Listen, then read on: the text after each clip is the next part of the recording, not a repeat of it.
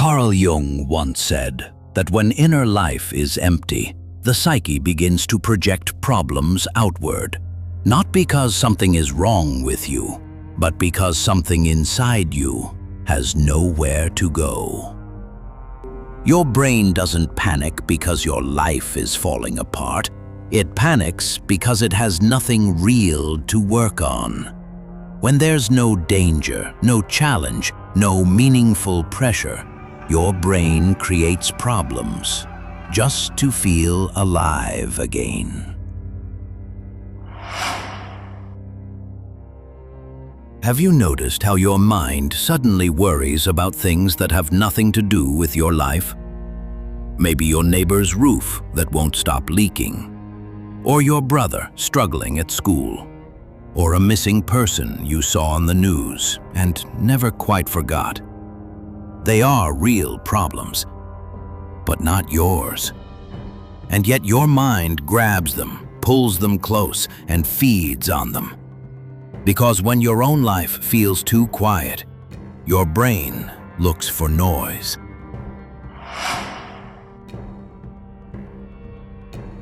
Here's the trap. The more problems your brain creates, the more adrenaline it gets. And adrenaline feels like meaning. So your brain learns one thing. If I create problems, I feel alive. That's why you suddenly worry about things that never bothered you before. That's why your mind refuses to stay quiet. Not because you're weak, but because your brain is underused. Neurobiologist Robert Sapolsky explains that the human brain evolved to solve immediate threats. When there are no predators, no survival challenges, no real danger, the stress system doesn't shut down. It turns inward. Adrenaline doesn't disappear, it looks for a reason. I once told my psychiatrist that I couldn't sleep at night because I was worried about my cousin not finding a job. When he finally found one, my mind immediately switched to my mother-in-law's debt problems. Problems that had nothing to do with my own life. I genuinely thought something was wrong with me. He looked at me and said, "Imagine you're on a bus. Two strangers start arguing. Do you jump into the fight? Cry about it? Spend the whole day thinking about it? Or do you stay seated and get off at your stop?" That's when it became clear. My brain wasn't reacting to my life, it was hijacking other people's problems just to stay active. My mind didn't need answers. It needed engagement.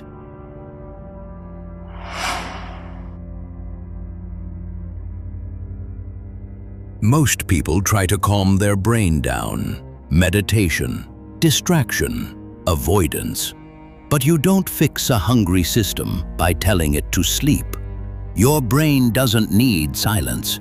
It needs direction.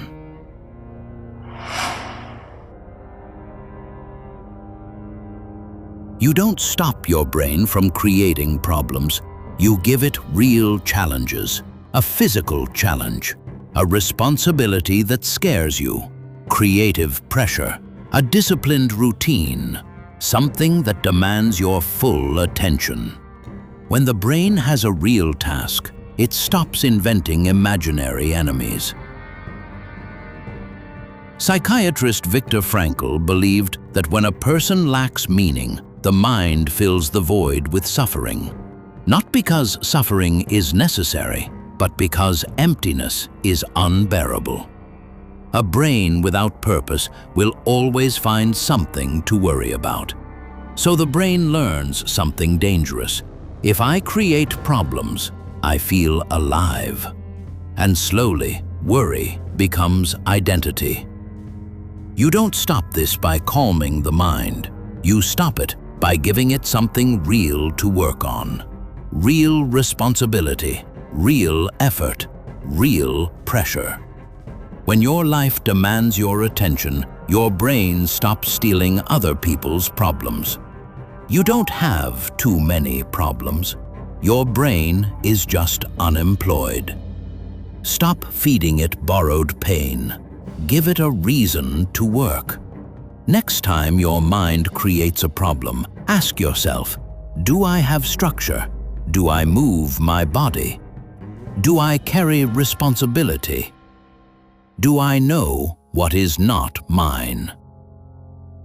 Remember, you don't have too many problems. Your brain is just unemployed. A group of researchers once ran a simple experiment. They asked participants to sit alone in a quiet room for just 15 minutes. No phone, no music, no conversation, just their thoughts. Most participants said it was uncomfortable. Some chose to receive a small electric shock rather than sit alone with nothing happening. Think about that. People preferred pain over stillness, not because they love pain, but because the brain hates emptiness. When there is no stimulation, the mind creates urgency. When there is no danger, it manufactures one. And suddenly your neighbor's roof feels like a crisis. Your brother's grades feel like survival. A news headline feels personal. Not because they are yours, but because your brain needs activation. Carl Jung called this projection. When we refuse to face our own inner emptiness, we project unfinished tension outward. We attach ourselves to other people's chaos. It feels productive, it feels caring, it feels responsible, but often it is displacement. The mind would rather fix the world than sit with its own directionlessness. When the brain has a real task, it stops inventing enemies. A real task is not scrolling. It is not overthinking. It is not analyzing someone else's life. A real task demands your nervous system. It makes your body tired. It gives your brain friction. It requires focus. It creates resistance. Resistance is what the brain was built for.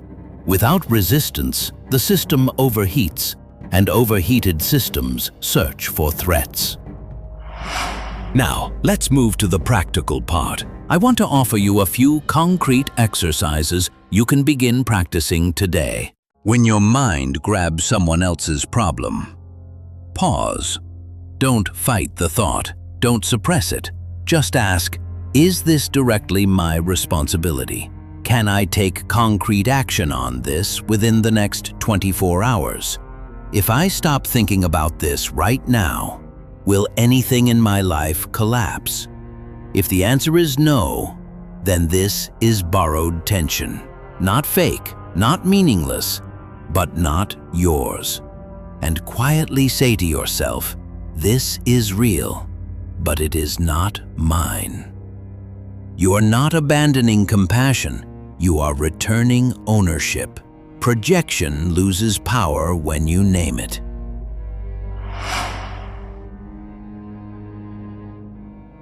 Your brain does not need silence. It needs engagement. The moment you notice that you are spiraling into someone else's crisis, assign your mind a real task immediately. 20 minutes. Not scrolling, not thinking, not analyzing. A real task. A fast walk, a physical workout, cleaning something demanding, learning something difficult, organizing something unfinished. Why 20 minutes? Because stress hormones move in cycles. 15 to 20 minutes is often enough to redirect the system. You don't calm the mind, you occupy it. An engaged brain doesn't hunt for drama.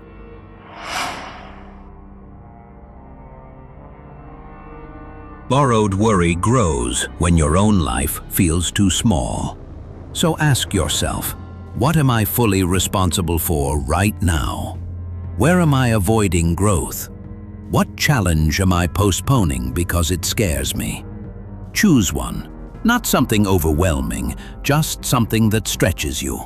A responsibility that demands your attention. Your nervous system was built for friction. Without friction, it invents crisis. Borrowed problems disappear when real responsibility grows.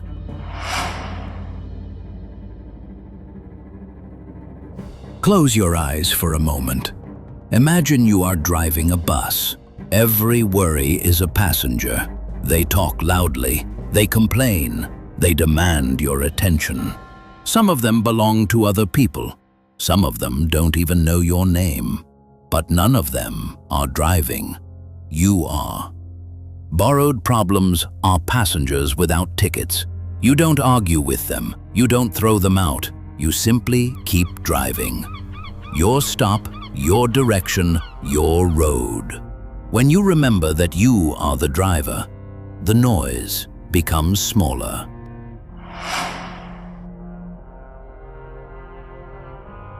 If your body feels tense, breathe. Inhale for 4 seconds. Hold for 4. Exhale slowly for 6 or 8. Longer exhale signals safety to the nervous system. You don't need perfect peace. You need regulation. So, as a conclusion, let me tell you, you don't have too many problems. Your brain is just unemployed. If you don't give it purpose, it will create urgency. If you don't give it responsibility, it will borrow drama. If you don't give it meaning, it will manufacture fear. So the next time your mind grabs someone else's pain, ask yourself, is this mine?